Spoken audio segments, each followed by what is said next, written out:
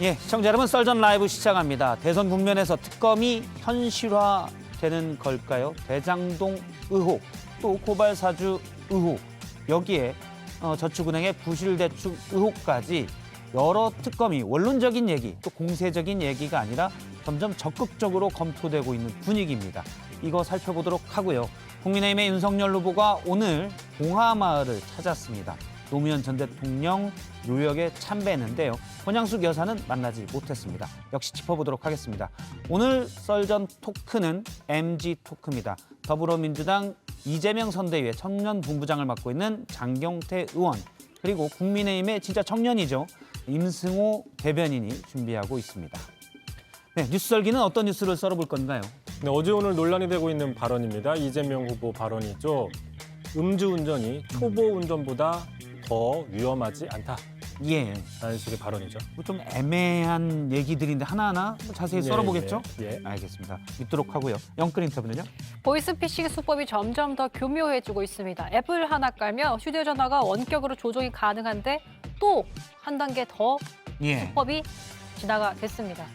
더 수법이 거기서 더 나간 겁니까? 네, 어. 자세한 건 영끌 인터뷰에서 한번 확인해 보시죠. 해보셨다고 들었는데. 저희 취재 기자가 직접 해봤습니다. 아, 직접 시연한 취재 기자와 같이 얘기를 나눈 거군요. 맞습니다. 네, 썰전 라이브 본격적으로 시작합니다.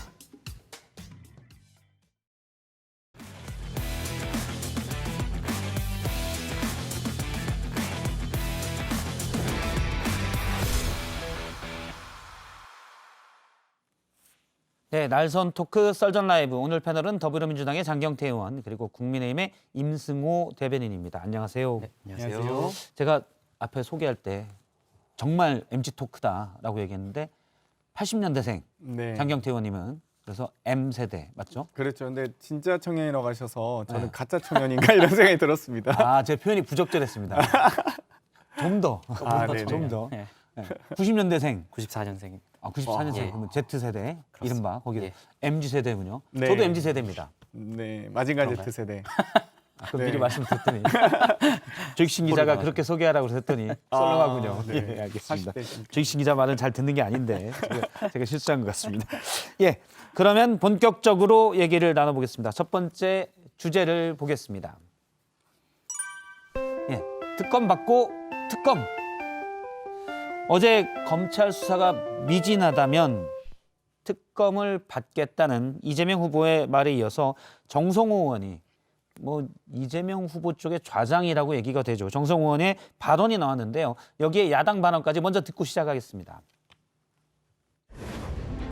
검찰 수사 끝나도 의혹이 해소되지 않았다고 저는 주장들 할 거기 때문에 저는 그렇다고 하면은 특검도 수용할 수 있지 않나 그런 의지를 갖다 후보가 표시한 것으로 보고 있습니다. 특검은 즉각적으로 구성되어야 하고 특별검사의 실질적인 임명권도 여당이 가지면 안 됩니다. 야당이 갖거나 아니면 국민이 신뢰할 수 있는 그런 단체에 이관하는 것이 옳을 것입니다. 예, 원래 어제까지만 하더라도 이재명 후보가 관훈 토론회에서 검찰 수사가 미진하다면 또 저축은행의 윤석열 후보 관련돼서 부실 대출 의혹에 대해서 수사가 좀 미진한 그런 부분도 같이 특검에 들어간다면 특검할 수 있다라고 얘기했는데 이재명 선대위의 최근 분위기는 조금 더 적극적인 것 같아요. 왜냐하면 지지율이 좀 지금 안 좋게 나오기 때문에 어떻게든 특검으로든지 이건 풀어야 된다. 대장동 의혹을. 이런 분위기 같은데. 그건 아닌 것 같고요. 그건 아닌가요? 사실 이제 그동안 저희가 이 특검을 받지 않았던 이유는 그동안 경찰과 검찰이 이 수사 중인 사안이었기 예. 때문입니다. 그러니까 열심히 수사하고 있는데 특검을 받겠다고 이 선언하는 순간 이 검찰과 경찰에게 수사하지 말고 손 떼라는 것과 같거든요. 그렇기 때문에 저희가 더 좀 그런 부분도 있었고요. 또 한편으로는 특검법이 지금 내일 당장 제정이 된다 할지라도 예. 이 여러 가지 국회의장이 대통령에게 또 대한변협에서 추천을 받아서 대통령이 지명하고까지 특별 검사가 임명되기까지도 최소 2주입니다. 거기에 수사팀을 구성하고 사무실을 구성하고 등등 수사 자료 등을 이관받고 이첩받고 여러 가지 그 과정이 최소 한 달이거든요. 그렇기 예. 때문에 그렇게 될 경우에는 사실상 시간 끌기 특검이 될 수 있다. 혹은 물타기 특검이 될 수 있다라고 봤고요. 지금 이 특검을 받는다고 해도 이 최선을 다해서 특검이 수사하더라도 대선 전에 과연 나올 수 있느냐라고 했을 때 쉽지 않다라는 예. 게 이제 여러 가지 이 여러 특검의 수사 방향 그리고 그동안의 과정들을 봤을 땐 진실 특검이 돼야 되는데 이 정쟁 특검으로 전락할까 봐 그런 부분이 예. 있었습니다. 그렇기 때문에 저희가 이제 어찌되건 저희도 검찰과 경찰이 잘 수사해 주시길 바라고 또 검찰과 경찰이 잘 수사하신 이후에 만약 또 부족한 부분이 있다 그러면 이 여러 가지 특검 등을 포함한 여러 가지 이유로 저희가 수사를 좀 더 진행할 수 있겠죠. 그러면 이- 특검을 지금 보면 특검 가능성에 대해서 열어놓겠다이지 지금 적극적으로 추진하겠다 이런 건 아니라는 거예요. 저희가 이 집권 여당이 특검을 미리 이 검찰과 그 당시 이제 처음 제안했을 때만 해도 검찰과 경찰의 수사가 시작될 때 바로 김빼기에 들어가면 안 되기 때문에 이 충분히 수사하시라 예. 그 수사권을 보장해드리고 그 이외에도 만약 뭐 수사가 미진하다 혹은 지금 부산저축은행에 대한 부실 수사 이 부분이 좀 밝혀지고 있지 않습니까? 이 부분에 대해서 충분히 전 특검할 수 있다고 봅니다. 예. 그 김빼기라고 하셨는데 저는 이미 상당히 김이 빠져 있었다라고 생각이 드는 게 이 왼팔이라고 불리는 정진산 실장에 대한 제대로 된 소환조차 하고 있지 못한 상황에서 이재명 후보는 수사가 미진할 경우에 특검을 받을 수 있다라고 했지만 예. 수사가 미진하다라는 조건은 이미 달성되어 있다는 것은 국민들도 충분히 알고 있습니다. 저는 참 약간 곤란한 게 이 민주당 의원님들께서 며칠 전까지만 해도 이 시간 끌기 논리를 통해서 특검은 절대 불가하다라는 발언을 하시다가 이제 이재명 후보가 전격적으로 조금 태도를 바뀌니까 조금 이상한 논리에 빠지신 것 같은데 첫 번째로 경찰과 검찰의 어떤 손떼기 지시가 될 수 있다라고 말씀을 하셨지만 특검을 구성하는 과정에서도 경찰과 검찰의 수사는 계속되는 겁니다. 하지만 경찰과 검찰 특검이 이루어지고 나서 그 자료가 특검으로 넘어가는 거기 때문에 그런 걱정은 하실 필요가 없고 또 두 번째로 계속 시간이 부족하다라고 얘기하셨는데 참 저희가 9월부터 주장을 했는데 그때 받으셨으면 대선 훨씬 전에 결과가 나왔었는데 참 안타깝다라는 말씀을 드리고요. 지금 하더라도 지금 말씀하신 건 특별법에 의할 경우에 그렇게 될 수 있지만 상설법에 의할 경우에는 사실 지금 박범계 법무부 장관이 결의만 하셔도 바로 진행을 할 수 있습니다. 그 이후에는 특검 후보 추천위원회만 여야가 합의를 한다면 그 이후의 진행 상황 같은 경우에는 법적으로 예. 최대한 지연시킬 수 있는 시간이 정해져 있기 때문에 이미 대선 전에 충분히 결과가 나올 수 있는 상황이고 포인트는 한 가지입니다. 민주당이 전격적으로 합의해주면 됩니다. 선설특검 한 번도 시행된 바 없고요. 손떼기라고 하셨는데 특검법을 우리가 여당이 받겠다고 하는 순간 검찰과 경찰 수사 안 합니다. 다들 아시다시피 이 자기들이 수사 열심히 해놓고 이첩할 이 수사를 왜 합니까? 그리고 그 수사 또한 검찰과 경찰도 상당한 리스크를 안고 하게 되어 있는데 그걸 마치 그냥 특검으로 줄 거니까 그 특검 딱 이첩되기 전까지 끝까지 열심히 수사하시라. 이건 사실 정말 수사의 근데 이제 숫자도 모르는 얘기죠. 최근 민주당에서 특검 얘기가 좀 더 적극적으로 나오는 게 어떤 이제 어떤 여론의 변화? 뭐 변화라기보다는 어쨌든 윤석열 후보가 컨벤션 효과가 있든 거품이 끼었든 지지율이 높게 나오니까 상황을 뒤집어야 되는데 대장동 의혹이 이재명 후보가 연일 나는 착한 설계를 했다라고 하지만 거기에 대한 반감들이 좀 있기 때문에 이건 특검으로 정면 돌파해야 되는 것 아니냐라는 캠프 분위기가 있다는 얘기가 저도 뭐 이렇게 여러 군데 들려서 오히려 뭐 그런 부분보다는 네. 이 여러 가지 검찰 수사 과정에서의 좀 더 진실이 더 보다 빠르게 좀 밝혀지길 바라는데요. 그 부분이 조금 더 늦다라는 인식도 일각에선 있고요. 예. 또 한편 일각에서는 또 이제 국민들께서 시원하게 느끼실 수 있다. 그 특검이라는 카드가 그렇기 때문에 굳이 우리가 그걸 가지고 이 만약에 이제 검찰 수사가 제대로 진행되면 우리가 받을 필요가 없겠지만 예. 그렇지 않을 경우에는 받을 수 있겠다. 그러니까 검토할 수 있는 여러 가지 조건 중에 하나겠죠. 예. 대신 고발 사주 또 당시 2010년인가요? 이 부산저축은행의 특정 은행인데 부산저축은행의 부실 대출 의혹 수사 당시 주인 검사가 윤석열 후보였죠. 여기에 대한 특검도 같이 꼭 이루어져야 된다는 건가요? 만약 대장동 특검이 간다면. 고발 사주와 이제 저축은행 부실 수사는 좀 다른데요. 그 당시 모든 국민들께서 다 기억하실 겁니다. 20여 개의 이 저축은행에 대한 부실 조사가 있었고 예. 여러 가지 그 당시 부실화된 PF들의 채권들이 있었습니다. 예보가 거의 4조에 가까운 손실을 가졌고 또 저축은행이 어떤 은행입니까? 사실 많은 서민들이 정말 그 소중한 돈을 저금해 놓고 또 대출을 예. 받는 곳이었는데 그 여러 이 부동산 PF들의 부실로 인해서 실제로 그 당시 대검 중수이과장이었던 이 윤석열 검사가 제대로 수사했는지를 저희도 좀 궁금했습니다. 봤더니 용인의 PF는 700억 규모였는데 그 부분도 수사하셨고요. 순천에 있는 PF도 400여 원의 규모였는데 수사하셨고요. 근데 왜 굳이 대장동의 1,800여 원의 PF는 수사하지 않았는지 이 부분에 대해서 좀 궁금합니다. 쉽게 말해서 그 당시에 이제 뭐 사주의 친인척인 사람이 돈을 이용해서 1,800억 정도가 대장동 PF로 건너갔는데 떼였잖아요. 그래서 사실 부실했는데 이 부분에 대한 수사를 윤석열 당시 주민검사가 안 했다는 주장인 거죠. 그렇죠. 예, 그것도 지금- 받을 수 있습니까? 오늘 윤 후보는 봉화마을에 갔다가 관련 질문이 나왔는데 네. 그거 혐의도 없는데 왜 합니까? 이렇게 당연히 얘기하는 이준석 대표도 타 방송사 토론에서 말했듯이 특검은 물론 받을 수 있는 거고 뭐 윤석열 후보의 입장은 이겁니다. 지금 민주당에서는 형사적으로 어떤 죄목을 적용하고자 하는 것 같은데 죄목이 뭡니까 이거? 부실수사죄입니까? 그러니까 형사적으로 적용할 혐의가 없는 거예요. 물론 이것이 만약에 사실로 밝혀진다면 어떤 수사 결과에 대한 책임은 질 수 있겠지만 아니 그렇다면 만약에 기소를 하고 수사에 실패한 모든 검사들에게 형사적 책임을 질 것인가 이 문제가 분명히 있고요. 민주당에서 그런 비판 충분히 제기할 수 있을 겁니다. 국민들도 충분히 의혹을 가질 수 있지만 과연 형사적 제목이 뭐냐고 저희는 묻고 있는 거예요. 그러니까 이 부분에 대해서 저희는 그럼에도 불구하고 이준석 대표가 말했듯이 특검을 같이 가자라고 하는 상황인데 못 받을 이유가 없지 않습니까? 조모 씨가 거기에 있고요. 그분에 의해서 박영수 특검이 추천이 되는 과정이 있습니다. 그리고 그 해당 이 저축은행 수사 당시에 해당 변호인단과 이 윤석열 검사 당시 검사와 특수관계가 아니냐. 그리고 그 특수관계 때문에 만약 수사를 하지 않았다면 그 죄는 성립합니다. 그렇기 그러니까 그 때문에 혐의를 좀 밝힌 다음에 사실 이게 고발 사주도 그렇고 고발 사주도 지금 보면은 뭔가 김웅 검사와 김웅 의원과 윤석열 후보 사이에 어떤 커넥션을 만들어내야 되는데 당시에 공수처 기소장 보면은 어떤 방법으로 전달을 했고 뭐 신상 불명의 사람에게 전달할 때 이런 식으로 다 나와 있어요. 그러니까 최소한 그렇게 기소를 하고자 주장할 것 같으면 예를 들어서 이 윤석열 후보가 이 과정에서 부실 수사를 어떤 식으로 했고 또 실제로 혐의를 발견했음에도 불구하고 그것을 덮었다라는 구체적인 어떤 의혹을 제기해야지 그냥 수사 결과가 마음에 안 드니까 수사하자 이건 전 부적절하다고 보는 수사 거죠. 결과가 마음에 들지 않는다는 그런 의미가 아니라 수사 과정에서의 좀 이 석연치 않은 부분들이 있다. 그 부분에 대해서는 충분히 의혹을 제기할 수 있고요. 검사는 어떤 존재입니까?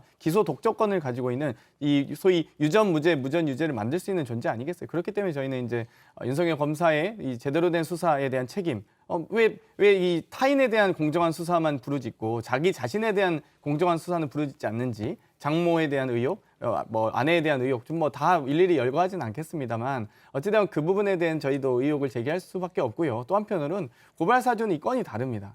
방금 말씀하셨듯이 지금 윤석열 검사 당시에 직무를 제대로 직무를 유기했을 수도 있는 이 사안에 대해서 의혹 제기한 것과 고발 사주는 실제 이 검사가 선거에 개입해서 이 해당 특정 정당의 후보에게 이 자료를 전달한 거 아니겠습니까? 그걸 지금 반송이라고 주장해서 본인이 작성한 게 아니다라는 걸로 회피를 하려고 하는 사안이기 때문에 이 사안 좀 다르다. 예. 이 부분 좀 말씀드리고 그러면 싶네요. 단답형으로 제가 딱 단답형으로 이게 복잡한 사건들이 많아서 단답형으로 두 분께 여쭤볼게요. 단답형으로 서로 얘기하셔도 됩니다. 일단 검찰 수사가 미진하다는 유권자들의 반응들이 좀 있으면 대장동 의혹 관련해서 특검할 수 있다라는 입장인 거고요. 검토할 수 있다고 봅니다. 근데 검토할 수 이제 있다. 이 검찰의 수사는 좀 더 기다려 봐야 된다라고 보고 있습니다. 만일 검찰 수사 결과가 사실 일부 수사에 대해서는 수사 결과 발표나 기소가 이런 게 상당히 늦어지는 게 있습니다. 그래서 검찰 수사 결과 발표가 늦어진다면 어떻게 됩니까, 그러면? 글쎄요, 그건 빨리 됐으면 저도 빨리 진행이 되길 바라고요. 그걸 뭐 이렇게 이 가정을 해서 예. 만약 뭐 늦어질 경우에 어떻게 할 거야라고 하면 오히려 그게 또 김백이 아닐까 이런 생각이 들어요. 아, 그래요? 저는 뭐 일단 받을 수 있다고 예. 보고.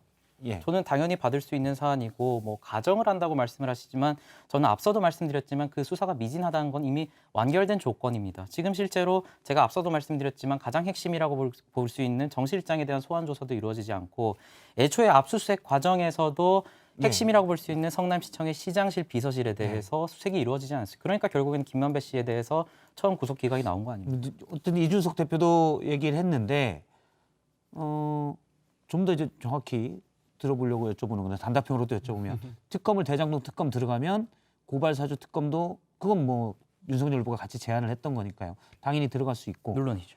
저축은행의 부실 대축 의혹도 들어갈 수 있습니까? 대표도 말했듯이 당연히 들어갈 수 있는 것이고 다만 윤석열 후보가 오늘 백브리핑에서 말했던 것은 구체적인 혐의를 말해달라는 것입니다. 단순히 그 결과가 왜 이 부분에 대해서 기소를 하지 않았느냐 수준이 아니라 예. 제가 앞서 말씀드린 윤석열 후보가 구체적으로 어떤 정황을 발견했는데 묵인을 했다는 구체적인 정황이 드러나야 실제로 민주당에서도 어떤 기소를 할 것 아닙니까? 그 부분을 말씀드린 겁니다. 누군가 만약 고발을 한다면 예를 들어 직무유기 혐의가 있다라고 고발을 할 수도 있는 상황이니까 그러면 어떻게 되나요? 물론 그런 부분이 있으면 이준석 대표의 저는 그 방안대로 당연히 특검은 받을 수 있고 그러면 같이 가자는 얘기죠. 후보는 아니 내가 무슨 혐의가 있습니까? 라고 오늘 얘기를 했습니다. 윤 후보는. 근데 이준석 대표는 대장동 받으면 우리도 이거 받는다라는 얘기인데 후보와 당대표 입장이 다른 건가요?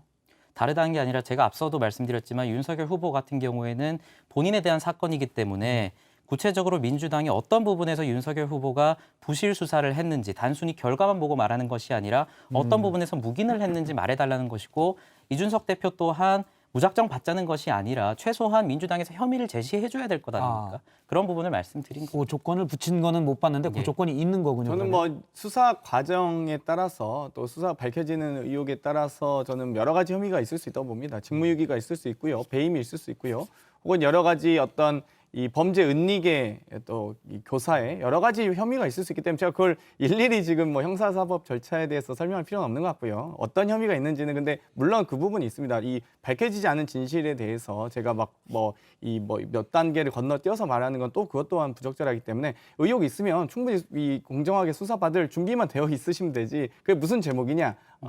예를 들면 고발사주 같은 경우도 지금 피의자로 입건돼 있으신데 저희가 그렇다고 해서 뭐 범죄자 취급을 하거나 이러지는 않잖아요. 하지만 그 부분에 대해서 수사를 제대로 받으셨으면 좋겠다. 약간 수사를 자꾸 회피하시는 것 같아서. 뭐 민주당에서 하시는 범죄자 취급하시는 분도 있고 좀 의아합니다. 그렇죠. 안 하시는 분도 뭐, 있는데 그렇죠. 장경태 의원님은 뭐 일단 윤석열 게이트라고 표현까지 하시던데 뭐 굳이 그것까지 언급은 하지 않겠습니다. 근데 장경태 워낙 의원님은 이 이제 손준성 검사께서 수사정보정책관이라고 하는 이 검찰총장의 소위 국정원장격 아니겠습니까? 오른팔. 그리고 사실 이제 얼마 전에도 이 법무부에서 징계위원회 회부에서 이 징계 준 부분에 대해서 이 재판부가 판결을 했습니다. 여러 가지 어떤 이 채널A 기자와의 검언 유착이라고 저희가 표현하는 그 부분에 대한 어떤 이 방해나 감사 방해라든지 여러 가지 수사 개입이라든지 이 부분에 대해서 인정했고요. 판사 사찰도 인정한 사안 아니겠습니까? 예. 그렇기 때문에 이 부분에 대해서도 저희도 그러면 이 수사정보정책관실에서 일어났던 판사 정보에 대한 이 사찰 이 부분에 대해서는 법원이 인정한 거기 때문에 저희도 그 부분에 대해서 간주해서 이야기할 수 있는 거지.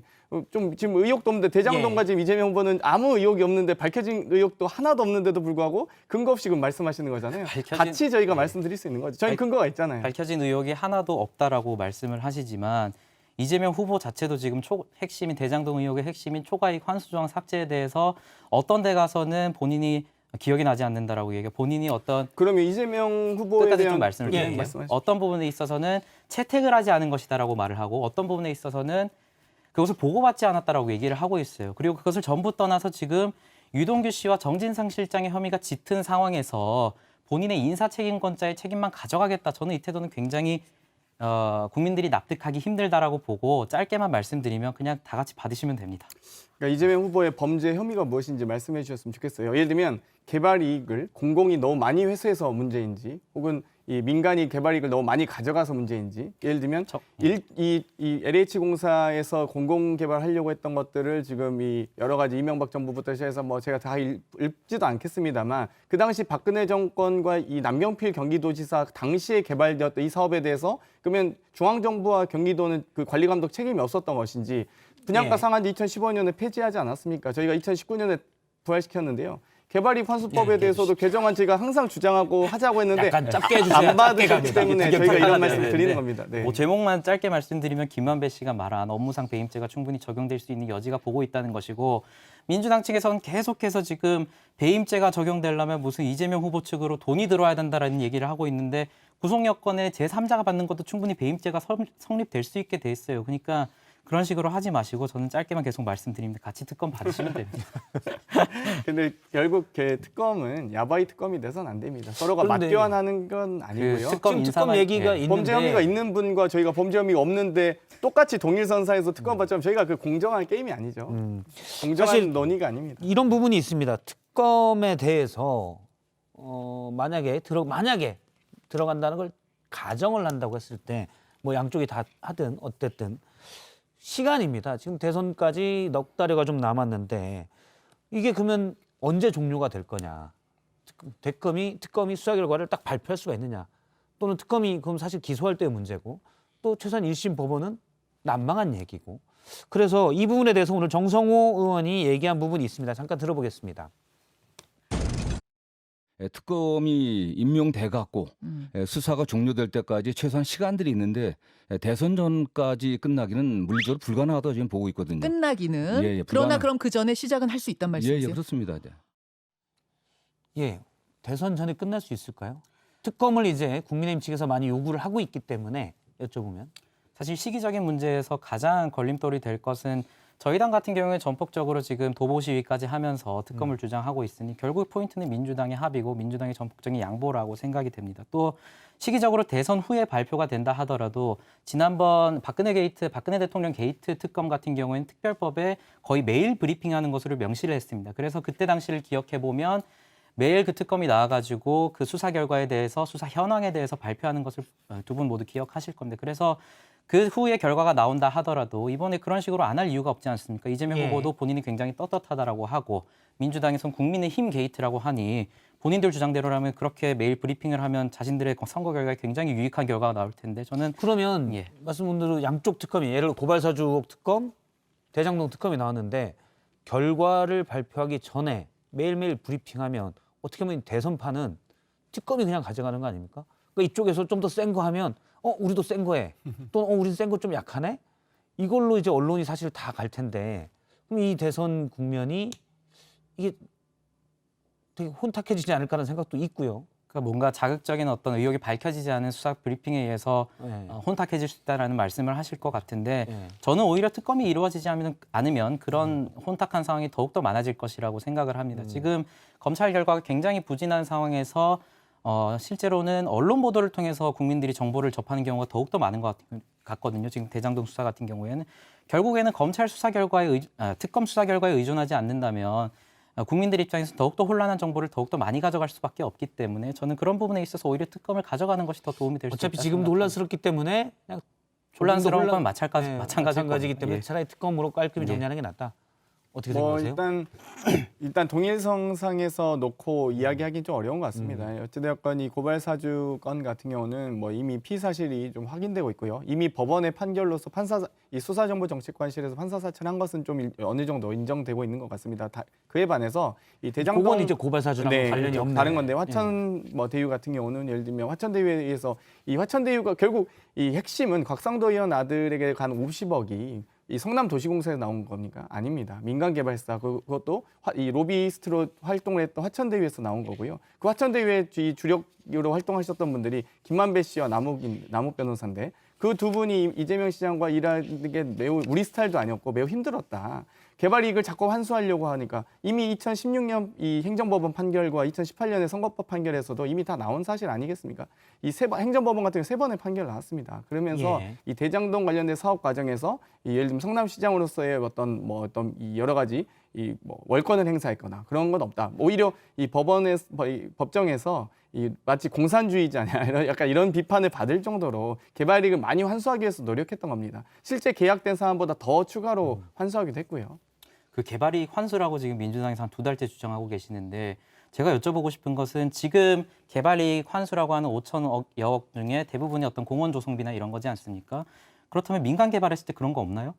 민간 개발은 개발이익 환수 못하죠. 아니요, 공원 조성이나 이런 거는 충분히 이루어지고 그것을 우리는 흔히 기부 체납이라 부릅니다. 그런데 민주당에서는 그걸 지금 기부 체납이 아니다라고 주장을 하고 있는 건데 지금 주장하시는 5,500억 같은 경우에는 구성품을 보면은 대부분 다 공원 조성비 이런 거예요. 민간 개발에서 다 할 수 있는 겁니다. 그래서 그건 예. 제가 조금 정리를 해드리면 민간 개발사 누가 합니까? 5,500억이라고 이제 5,500억을 환수했다고 이재명 후보 측에서 얘기를 하는데 그중에 2,680억 정도가 신흥공단의 공원인데 그건 약 10km 떨어진 곳이어서 기부 체납이 흔히 아니라고 말하는 주장을 기부 하죠. 체납이 예. 아니라는 게 있고요.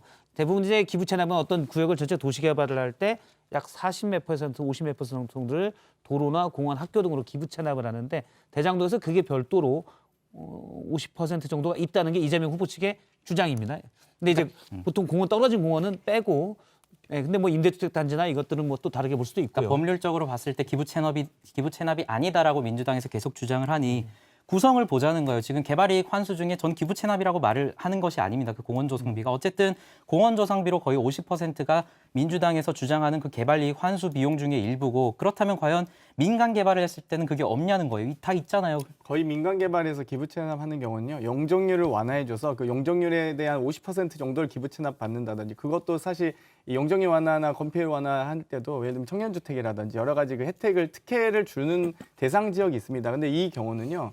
예를 들면 택지개발법 같은 경우는 6% 총사업비의 6%의 이 실링이 있어서 이 개발이익을 환수할 수 있습니다. 근데 이 도시개발법 적용되어 있기 때문에 이 개발이익을 환수할 수 있는 법적 권한이 없어요. 만약에 그 당시 성남시장이 강제로 어떤 월권을 행사해서 개발이익을 환수했다. 그럼 저는 그거 가지고도 또 고소고발을 하셨을 겁니다.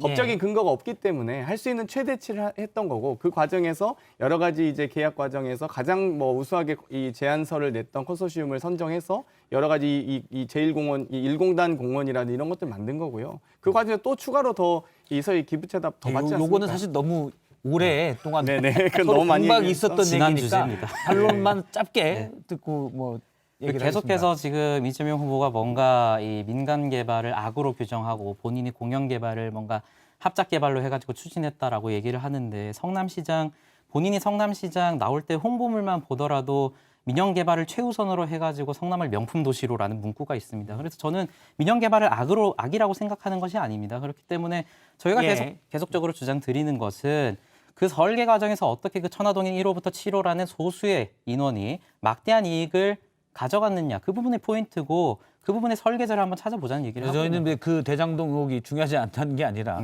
한 달 반째 얘기하고 있기 그러니까요. 때문에 시청자들이 이렇게 많이 들어서 검찰의 수사를 이렇게 신뢰 안 하실지 몰랐네요. 네. 특검에 민주당도 과연 자주 들어가는 게 대선 전국에 어떤 영향이 있을까 요걸 가지고 좀 얘기를 했는데 두 분의 벗어났네요. 얘기를 다 들은 것 같습니다.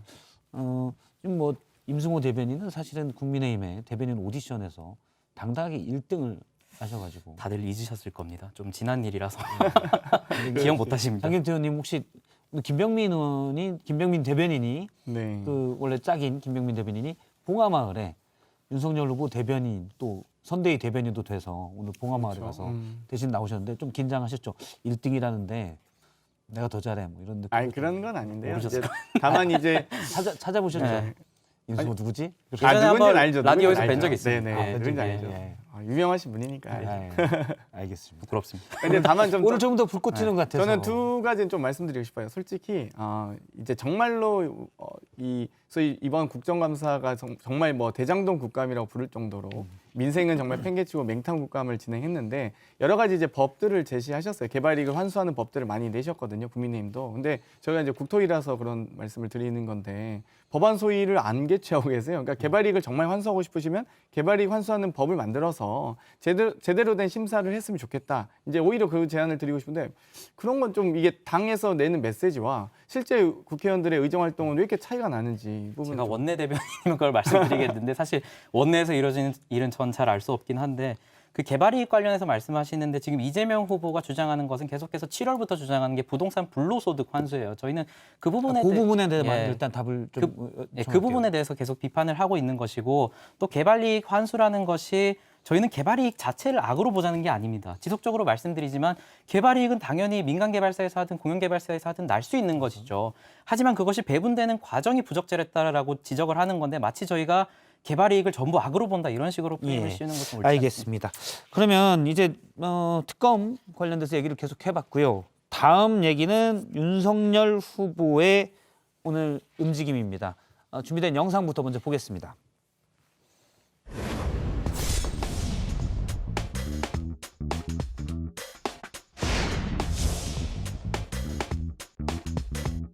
국민의 그 사랑을 가장 많이 받으신 분이 아닌가. 저도 우리 노무현 대통령님의 그 서민적이고 소탈한 그리고 이렇게 대중에게 격이 없이 다가가는 그런 모습들이 많이 생각이 납니다.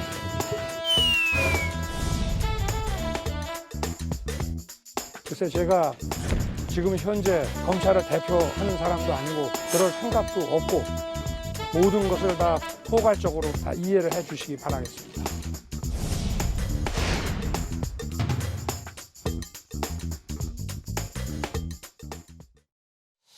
네, 윤석열 후보가 오늘 두 번째 주제는 윤석열의 1박 2일입니다.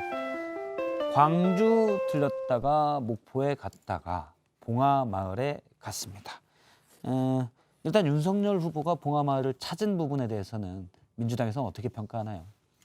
저는 이 봉화 투어, 광주 투어 이렇게 안 하셨으면 좋겠습니다. 그러니까 단순하게 이 방문만을 목적으로 할 것이 아니라 진정성 있는 메시지와 어떤 고민들이 있었으면 좋겠다라고 생각을 하고요. 글쎄요, 저는 광주 갈 때 정말 어떤 심정으로 가셨는지 거기에 대한 좀 더 그래도 고민과 구상이 있지 않았을까. 뭐 하다못해 캠프에 뭐 선대위 차원에서라도 고민을 하지 않았을까 싶었는데 뭐 역시나 전혀 광주에 대한 사죄의 마음 예를 들면 최소한 전두환 씨를 찬양했던 발언은 좀 본인이 과했다, 죄송하다 이 정도 발언까지 나올 줄 알았습니다. 근데 그런 발언 전혀 없잖아요. 정확한 워딩은 제 기억으로는 제 발언으로 상처 입은 모든 분들께 진심으로 사과드립니다. 뭐 이렇게 그 부분은- 얘기한 걸로 알고 있는데 그걸로는 안 된다는 말씀이죠. 그렇죠. 전두환 씨에 대한 네. 보다 직접적인 평가가 들어갔어야 된다는 얘기군요. 그렇죠. 전두환 씨에 대해서 그러니까 저희가 단순하게 그냥 뭐 윤석열 후보의 주 120시간 노동으로 상처받았다거나 청약통장 몰라서 상처받았다거나 이런 게 아닙니다. 정확하게 어떤 말 때문에 상처받았는지에 대해서 사과의 기본은 자신의 잘못을 스스로 시인하는 것 아니겠습니까? 그런 우리가 부분이 이제 없었습니다. 아첨도 그렇지만 사과도 구체적이어야 되죠. 근데 구체적이 부족했다는 말씀이시군요. 그러니까 뭐 어떤 걸로 상처받았던 모든 자신의 발언과 모든 내 죄를 사해 주십시오 이런 발언은 아니잖아요. 구체적이지 않았다는데. 우선은 이 광주를 논함에 있어서 또 주 120시간과 청약통장을 슬쩍 끼워 넣으시는데 그런 식으로 하시면 저 그 이재명 후보가 예전에 성남시장 시절에 SNS에 올렸던 거 다 얘기하면은 하루 셉니다. 저는 그런 식으로 안 했으면 좋겠고 예. 광주 발언에 대해서 일단 광주 지역을 방문한 것에 대해서는 민주당에서는 가도 뭐라고 했을 것이고 안 가도 뭐라고 했을 것이기 때문에 메시지를 봐야 된다라고 생각을 합니다. 저희 당은 분명히 윤석열 후보가 지역을 한번 방문한 것으로 뭐 모든 그런 자신의 잘못을 용서받았다라고 생각하지는 않습니다. 다만 그 속에 있었던 메시지는 앵커님께서 말씀하신 대로 분명한 사죄의 표시가 있었고 또 5.18 정신을 헌법 전문에 넣자는 얘기도 분명히 여러 번 하셨기 때문에 이 부분에 대해서는 국민들께 분명히 닿는 지점이 있을 것이고 뭐 저희는 단순히 지역 방문 한 번으로 뭐 지난 과오를 모두 씻겠다라는 것은 당연히 아닙니다. 앞으로의 정치적인 행보에 있어서 보여줄 일이라고 생각합니다. 예를 들어서 민주당에서는 이런 걸 또 요구하거든요. 정말 사과의 마음이 있다면 김진태 전 의원이 지금 당의 검증단을 맡고 있잖아요. 정확한 모르겠는데 저도 김진태 의원을 잘 알지만 과거 이제 자유한국당 시절에 5.18 민주화운동을 폄훼했던 표현들을 좀 했었습니다. 근데 당의 당직에 좀 주요 자리를 맡고 있다는 것에 대한 비판도 있거든요. 정말 사과하면 김진태 전 의원이 어떻게 그 자리를 맡느냐. 이건 어떻게 보나요? 저는 그 부분에 있어서는 본질적으로 지금 윤석열 후보와 관련한 발언에 대해서 논의를 하는 것인데 또 다른 당의 인사에 대해 가지고 그런 식으로 공격하는 것은 저는 정치적 공격이라고 봅니다. 아니요, 김진태 의원님은 그 전에 5.18에 대해서 이 폄하하는 발언을 했기 때문에 정확히 뭐라고 했습니까? 제가 좀 정확하게 지금 기억이 안 제가 나는데 이거 기억하기로는 당시에 5.18 북한군 개입설을 주장했던 지만원 그렇죠. 씨를 지만원 씨. 초청해서 김진태 의원실에서 초청을 해서 저건 혹시나 제가 틀리면 제 기억으로 하고 있어 틀리면 확인해서 다시 정정을 하겠습니다. 초청해서 공청회를 열었었고요. 거기에서 김순례 당시 최고위원이 이정명 북한군 개입설이나 의원도 이런 있었죠. 부분, 예, 이정명 그런 의원도 부분들을 있었고. 같이 얘기해서 많은 광주 시민들의 마음을 아프게 했고 당시 그것 때문에 자유한국당이 5.18에 대해서 잘못된 시각을 갖고 있는 건 아니냐라는 얘기가 그러니까 제가 있었습니다. 장경태 의원님한테 정확히 뭐라고 했냐라고 네. 말씀드린 이유는 김순례 의원이나 방금 말씀하신 의원들 같은 경우에 직접적으로 본인이 그 언급이 행사에 참여를 해서 언급을 했고 이준석 대표도 말했듯이 물론 그 행사 자체를 개최했다는 것 자체에 대한 김진태 위원장의 책임은 분명히 있어야겠지만 조금 그 직접적으로 그런 발언을 했던 의원들과는 분명히 참작할 사정이 있다라는 것을 예. 말씀드리는 것이고 저는 윤석열 후보의 발언에 대해서 이런 식으로 계속 다른 당의 인사까지 끌어들여가지고 공격하는 것은 좀 부적절한 처사라고 봅니다. 알겠습니다. 그런데 오늘 봉화마을 방문에 앞서 오전에 이제 김대중 전 대통령의 그 노벨 평화상 기념관이 있는 목포를 찾았습니다. 그런데 여기에서는 일부 반대 목소리도 좀 있었는데요. 당시 영상을 좀 보겠습니다.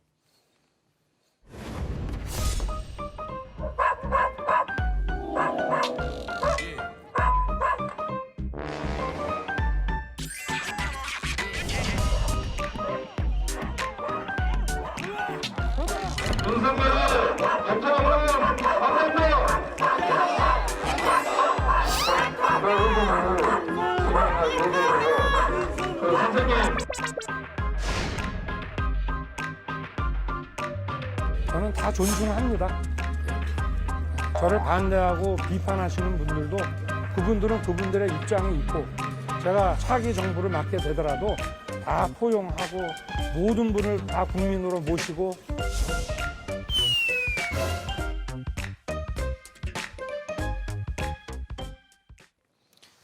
예, 봉화마을을 찾았었는데 민노총에서 개 짖는 소리를 녹음을 해가지고 스피커로 틀었다고 합니다. 아마 이제 이른바 이제 개사과 논란 요거 때문인 것 같은데 앞서 제가 영상 나가서 잠깐 찾아보니까 맞습니다. 그러니까 자유한국당 시절에 5.18 민주화 운동을 폄훼하는 목소리가 많았던 공청회를 김진태 의원이 주최를 했는데 거기에 이제 참석한 거는 말씀하신 대로 김순례 의원과 이종명 의원이 참석해서 폄훼하는 발언을 했었고 김진태 의원은 참석은 하지 않았습니다. 예, 그런 부분이 있었고요. 그래서 이제 어찌되건 자유한국당에서 경고 처분은 받았네요, 징계로. 예, 그것까지 확인을 다시 한번 예, 제가 예. 확인해서 정정은 아니죠. 맞는 얘기를 하고 했었습니다.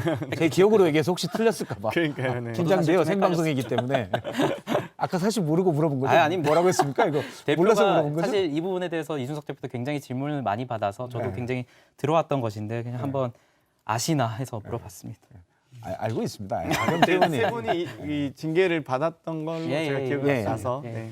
네, 저도 초청한 걸로만 기억을 하고 그 당시 공청회를 주최한 것만 기억을 하고 발언은 없었던 걸로 제가 기억을 해서 맞습니다. 예, 알겠습니다. 그러면 일단 중도 행보를 윤석열 후보가 많이 보이고 있잖아요. 그러니까 광주 들렀다, 목포 들렀다 그러면서 국민 통합을 강조를 많이 하거든요. 어느 정도 받아들여질까요? 물론 안 받아들이시겠다고 아무래도 얘기하겠죠. 이번 당 경선 과정에서 그런 모습을 많이 보여줬다고 보는데요. 그러니까 소위 이 본인이 좀 부족한 부분들, 정당 내에서 이번에 이 민심은 소위 홍준표 후보가 또 당심은 윤석열 후보가 이겼다고 표현을 하는데 민심에서는 소위 국민 여론조사에서는 홍준표 후보가 10% 이상 이겼습니다. 그런데 당심 같은 경우는 22% 정도 좀 넘게 이기셨더라고요. 그러면서 이제 한 6% 정도 결과적으로 이기셨는데 예. 그 과정에서 이 당에 왜곡된 어떤 그런 부분들, 예를 들면 50대, 60대, 70대 이상이 이 당원의 65% 정도 되시더라고요. 그러니까 20대부터 40대까지 해봐야 35%밖에 안 되는 정말 노인 정당이라고 보일 정도로 정말 이런 이 기울어진 운동장에서 본인이 그곳에서 소위 승리를 거뒀기 때문에 그만큼 좀 더 이 절박한 홍준표 후보가 갖고 있는 장점들을 또 혹은 이 연쇄적으로 탈당하고 있는 2030 세대의 마음을 잡기 위해서 노력하는 행보 아니냐 이렇게 보고 있습니다. 그 기본적으로 저는 노인 정당이라는 표현에 대해서 굉장히 조금 유감을 표하는 게 세대 간의 불균형에 대해서 저희는 당연히 당 차원에서는 당연히 엄중하게 바라보고 있습니다. 하지만 그것을 노인 정당이라고 표현하는 것은 저희 당에 대한 굉장한 모욕이라고 생각을 하고요. 그리고 지금 민주당에서 그런 식으로 얘기를 하는데 민주당의 3차 경선 선거 결과를 보면 일반 선거인단에서 이낙연 후보가 당시에 60% 정도 받았고 이재명 후보가 20% 정도 받았어요. 그런 식으로 지금 저희 당의 후보에 대해서 왜곡된 결과다라고 얘기할 것 같으면요. 지금 이재명 후보 선출 과정에서는 4.4.5임 논란이라고까지 명명될 정도로 굉장한 논란이 있지 않았습니까? 그러니까 본인 정당에 대한 그런 결과를 살펴보지 않고 저희 당에 대해서 노인 정당이라고 말하는 것은 좀 강력하게 유감을 표합니다. 저희는 1, 2, 3차 선거인단과 당원 경선 모두 합산해서 그리고 그 결과가 당무위원회에서 의결해서 정당성을 다 확보해서 절차를 이루었습니다. 그런데 뭐 저희도 저희가 정당한 절차. 정당한 절차를 거치지 않았다는 말씀이 아니라 분명히 그런 모습들이 좀 보여지고 있어서 본인이 그 국민통합이라고 이 소위 명명할 수 있는 그런 행보를 보이는 거 아니냐 그런 거고요. 저희는 뭐 정당성 다 있잖아요. 예. 네. 거기에 대해서는 어떻게 생각하십니까? 그러니까 앞서 이제 지적하신 부분은 장경태 의원이 지적한 부분은 이제 좀 더 열성 지지층에 호소됐던 또는 어필이 됐던 윤석열 후보가 이제 중도층 공략이라고 뭐 정치에서는 얘기할 수 있지만 해석으로 붙일 수는 있지만 행보를 보이고 있는데 어느 정도 효과가 있을지. 저는 뭐 단순히 지역을 일단 기본적으로 광주 지역이나 지역을 방문한 것을 중도층 표심 공략이라고 표현하고 싶지는 않고요. 뭐 당연히 해야 될 행보이고 그렇죠. 예. 전국의 대통령이 되는 것이기 때문에 다만 저희는 윤석열 후보에 있었던 어떤 세대 편중에 대해서는 앞서 말씀드렸듯이 분명히 엄중하게 인식을 하고 있고 다만 소위 윤석열 후보의 지금 약점이라고 불리는 2030 세대 같은 경우에는 그분들 같은 경우는 기본적으로 지금 민주당에 대한 반감을 가지고 정치에 관심을 가지기 시작하신 분들이기 때문에 뭐 지금 최근에 이재명 후보와 김남국 의원 등등 비롯해서 굉장히 조금 얕은 술책으로 어떻게 한번 가져가 보려고 하는 그런 모습들을 보이던데 저희는 기본적으로 저희 당을 벗어날 것 같지는 않다라는 판단을 하고 있고 그럼에도 불구하고 최근에 있었던 어떤 탈당 러쉬라고 불리는 그 사태에 대해서는 굉장히 당의 구성원의 한 사람으로서 굉장히 좀 죄송하다라는 표현을 하고 싶고 엄중하게 보고 있습니다. 예, 사실 엄중하게 이제 그런 보고 있다. 부분인 것 같아요. 윤석열 후보께서 입당하는 과정에서도 당대표를 무시했고 그 당시 호남의 민심을 잡기 위해서 당대표가 고군분투하면서 호남으로 가던 시기 아니었습니까? 어느 정당에 대통령 후보를 하시겠다는 분이 이 정말 당대표에게 입당 절차도 상의하지 않고 일방적으로 통보할 것이며 여러 가지 당내 행사에서 누가 봐도 이 소위 당 지도부에 참석한 행사는 참석하지 않으시고 오히려 다른 후보들만 참석하지 본인이 약간 이 소위 패싱하는 느낌 또 심지어 이번 선대위원장 과정에서도 왜 굳이 보통 이제 경선이 끝나면 경쟁했던 후보들이 먼저 만나서 이 대화를 먼저 해야 되는데 홍준표 패싱이 그래서 나오는 거죠. 이준석 패싱, 홍준표 선대위 패싱. 구성 얘기는 뒤에 또 네, 저희가 뭐 준비해놨어요. 김종인 대표 이름이 바로 나오잖아요. 그러니까 그런 부분들 말씀드린 거예요. 예. 뭐 선대위를 뒤에 얘기하신다고 하니 그 선거 이후에 이낙연 후보 같은 경우에는 제대로 된 승복 선언조차 하지 않으셨는데 그런 식으로 공격하면 뒤에 얘기하겠습니다. 선대위에서 저희는 선대위에서 다 했습니다. 예, 예. 네. 뒤에 많은 얘기들이 네. 있을 것 같습니다. 그러면 잠시 쉬어가는 의미로 오늘 정치권에 좀 눈길 끄는 말들을 모아보는 썰픽 강정 아나운서입니다. 정치권에 쏟아진 말들 정리해봤습니다. 3위부터 보시죠. 딸이 친정 온 건데 야박. 문재인 대통령의 딸 다혜 씨의 청와대 거주가 아빠 찬스 논란으로 번지자 민주당의 윤건영 의원이 한 말입니다.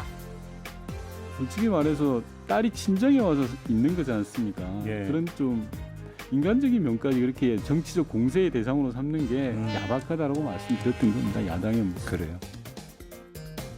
경호 편리나 비용이나 더 효율적인데 딸의 친정살이까지 정치 공세로 삼는다는 건데요. 친정살이냐 무상거주냐 여러분은 어떻게 생각하시나요? 2위 보죠. 퇴직금은 아들이 퇴직은 아빠가입니다. 화천대유 1호 사원 아들의 50억 퇴직금으로 논란이 됐던 국민의힘 곽상도 의원 사직이 오늘 결정됐습니다. 의결 직후 곽 의원은 대장동 개발이나 화천대유 이 어떤 일에도 관여돼 있지 않다며 수사를 통해 밝히겠다는 입장을 내놨는데요. 21대 국회 들어서 벌써 4번째 국민을 위한 자리가 공석이 됐습니다. 이리 보시죠.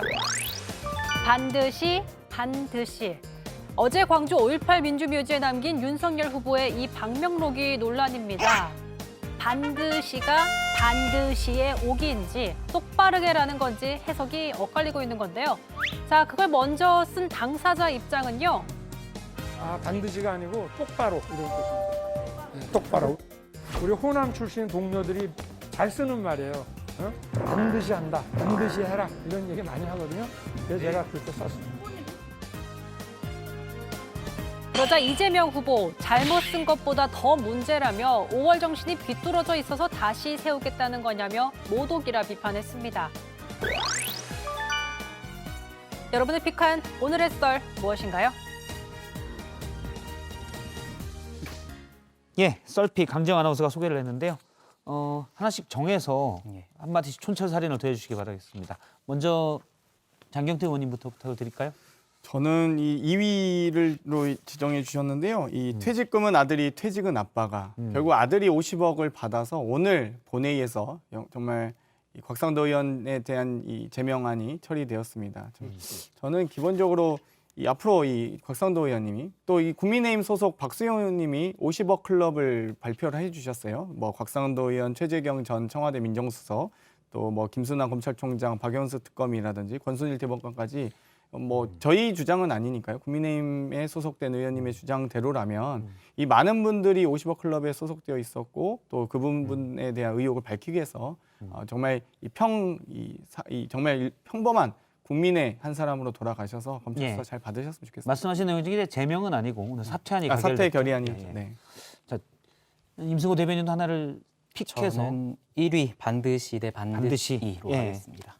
저는 이 둘 다 부분 발음은 반드시입니다. 예, 조금 구별을 하기 위해서 저는 이 부분 같은 경우에는 사실 뭐 윤석열 후보의 뭐 전두환 씨 발언이나 이런 부분에 대해서는 저희 당도 당연히 비판을 하는 것이지만 이런 것을 가지고 지금 논란이라고 표현하는 것은 굉장히 부적절하다고 봅니다. 지금 이재명 캠프의 대변인 지내셨던 분께서 뭐 이것을 논란이라고 하면서 어떤 그 후보의 역사 정신을 의심한다 이런 식으로 말씀을 하셨는데 사실 뭐 그분이야 예전에 뭐 윤석열 후보 옷 입은 거 가지고도 뭐라고 하셨던 분이니까 괜찮다라고 봤는데 이재명 후보도 이것에 대해서 뭐라고 했거든요. 근데 이러고 나니까 몇 시간 뒤에 얼마 안 있어서 정작 민주당의 홍영표 의원이 똑같이 가가지고 반드시라는 표현을 썼어요. 예. 그러니까 옛날 반명록이 이제 나온 게 있죠. 이런 부분에 대해서 당연히 지금 그 5.18 정신을 이어가겠다라는 것이지 그런 식으로 왜곡해서 정치적 논쟁을 삼는 것은 여야 모두 지양해야 된다고 봅니다.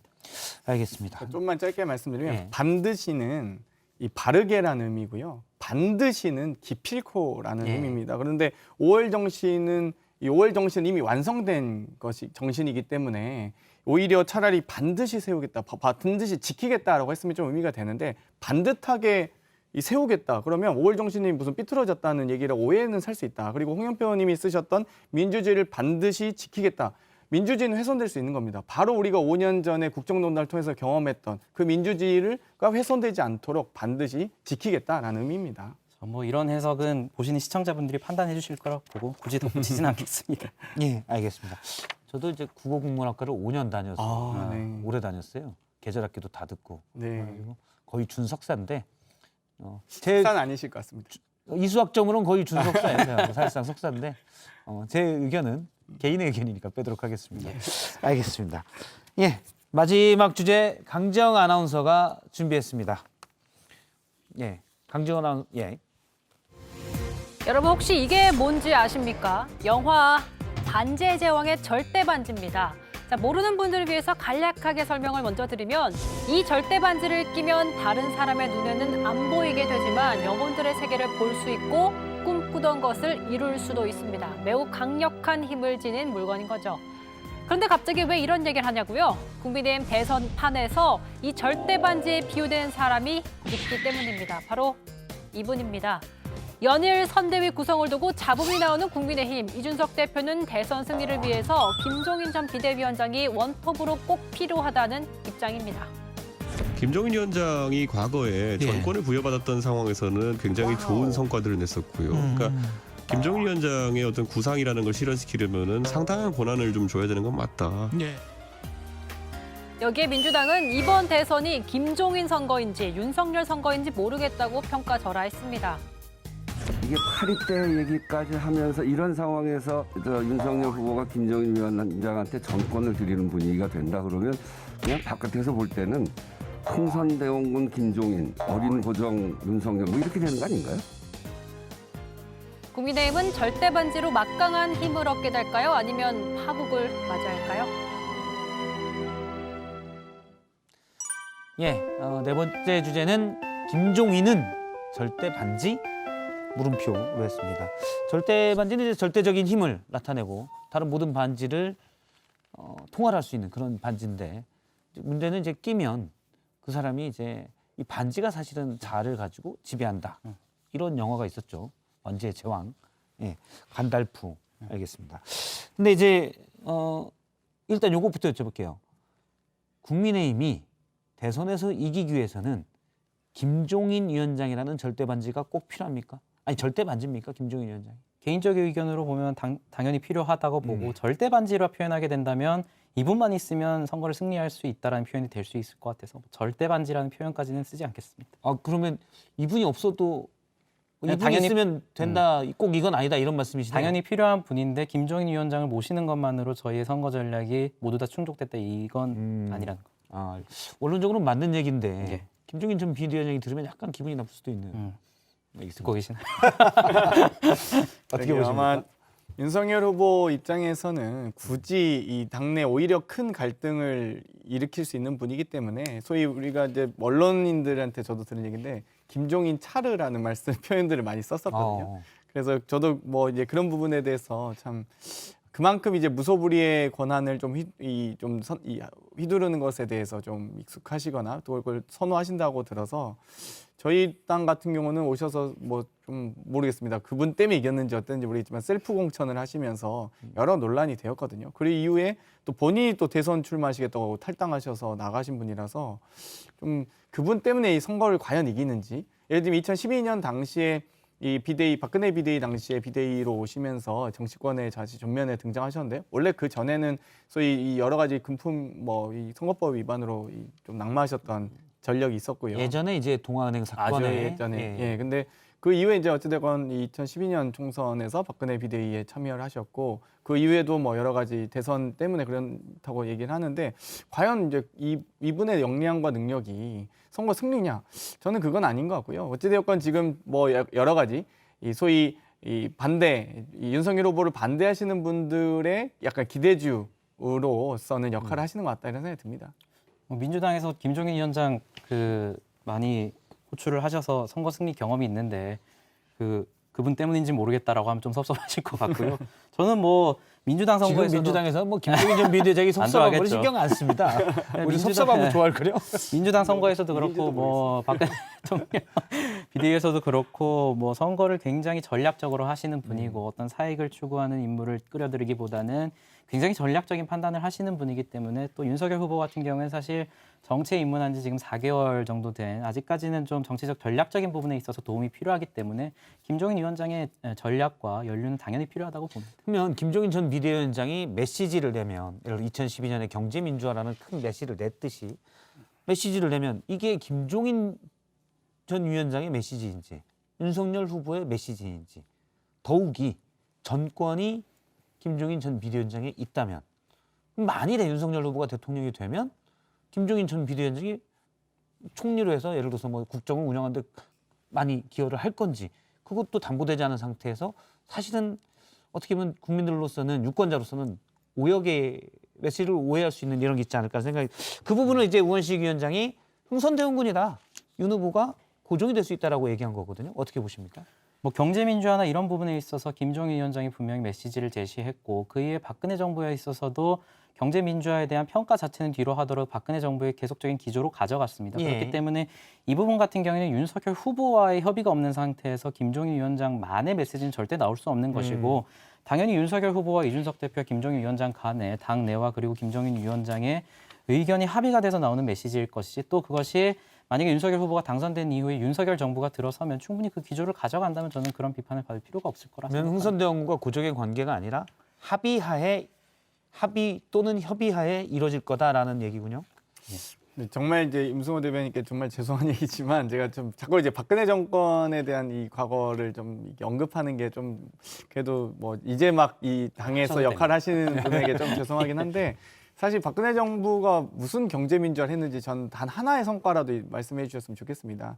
그 과정에서 저는 그리고 이 2012년 총선과 2016년 총선 당시에 이제 이 소위 비대위 부위원장과 비대위 대표로서의 이제 김종인 대표의 역할은 있을 수 있으나 이 대선은 좀 다릅니다. 대통령 후보가 자신의 철학과 비전을 제시해야 되는 거지 총선같이 당대표가 혹은 비대위 대표가 본인의 철학과 비전을 가지고 여러 가지 공천 과정에서 그런 것들 녹여내는 과정은 아니거든요. 그렇기 때문에 좀 저는 대선과 총선 좀 구분해야 된다. 그리고 이 실제로 물론 뭐 경제학 논문을 독일에서 먼저 쓰신 건 알겠는데 뭐 저희 87년도 구차기원 당시에 먼저 뭐 그런 의미를 반영한 건 뭐 알겠는데 경제민주화 조항을 말씀하시는 거죠? 그 이후에 헌법에 과연 어떤 이 대한민국 역사에 정치에 경제의 의미가 있었는지 저는 잘 모르겠습니다. 사실. 저는 뭐 이 부분에 있어서 경제 민주화에 대한 평가를 하자는 것이 아니라 아까 질문 자체가 어떤 메시지가 후보와의 합의가 되지 않은 상황에서 김종인 위원장의 메시지로 비춰질 수 있다라는 표현에 있어서 저는 그 부분 같은 경우 윤석열 후보가 충분히 소통을 할 것이기 때문에 걱정할 필요는 없다.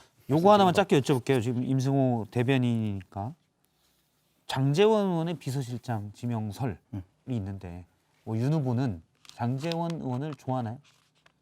우리 예전에 또 월요일날 패널이어서 제가 윤석열 후보의 머릿속에 들어가 본 적은 없는데 이 부분 같은 경우에 저는 당 분위기가 당 분위기가 들어오기 전에 확인을 해봤는데 이거 사실 아니라고 합니다. 아 사실 그래 이제 바로 또 팽당하시는 거예요. 대변인 팽당했듯이 팽당했다고 하시면 안 되고 지금 질문이 비서실장 지명설로 돼 있는데 그게 사실이 아니라는 말씀이신 그러니까 거고 취재 과정에서 뭐 어떤 소식통에 의해서 취재를 했는지는 모르겠으나 적어도 제가 확인한 당 내의 정보에 의해서는 이것은 사실이 아니라고 그러니까 검토설도 사실 아닙니까? 지명설 말고 저는 아니라고 보고 있습니다. 검토설도 사실 아니 장제원 의원이 뭐 물론 몇 가지 뒤에 그 얘기가 있었지만 저희 또 월요일 패널이었기 때문에 나중에 불러서 물어보셔야 될 것 같아요. 관심 갖게 진실이 무엇인지 일단 한번 드려야겠네요. 근데 아무튼 임승호 대표님은 사실이 아니다고 했습니다. 예, 오늘 두 분 말씀 여기까지 듣겠습니다. 고맙습니다. 네, 감사합니다.